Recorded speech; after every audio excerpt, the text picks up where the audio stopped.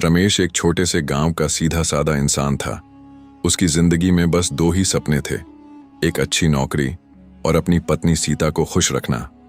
गांव में रोजगार की कमी थी, इसलिए उसने तय किया कि वह शहर जाकर मेहनत करेगा ताकि घर की हालत सुधर सके। सुबह का वक्त था जब वह अपनी पत्नी से विदा लेकर निकला। सीता ने उसके हाथ में रोटी का डिब्बा रखा और कहा, जल्दी लौट आना, मैं इंतजार करूंगी।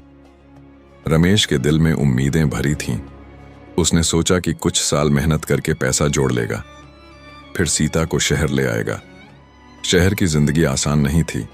सुबह से शाम तक दिहाड़ी की मजदूरी करता, पसीने से लथपथ घर लौटता, लेकिन हर रात सपनों में सीता का चेहरा उसके थके मन को सुकून देता। रमेश हफ्ते में एक बार गांव फोन करता और सीता से बातें करता। उसकी आवाज सुनकर उसे लगता कि सारी थकान मिट गई। लेकिन वक्त धीरे धीरे बदल रहा था। अब सीता की आवाज बदलने लगी। कभी कहती, काम में व्यस्त हूं, कभी बिना वजह गुस्सा करती। रमेश समझ नहीं पाया कि आखिर उसकी पत्नी क्यों दूर हो रही है।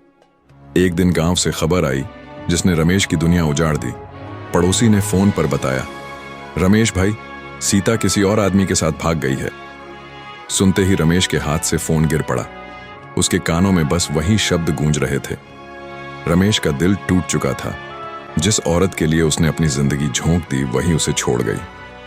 आंखों से आंसू बहते रहे, लेकिन उसने किसी से शिकायत नहीं की।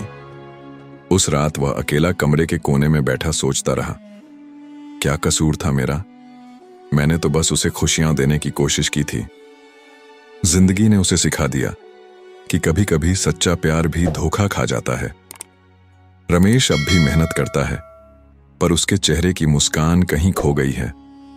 दिल में सिर्फ एक खालीपन है और एक सवाल, अगर वक्त पर घर लौटा होता तो क्या सीता मेरे साथ रहती?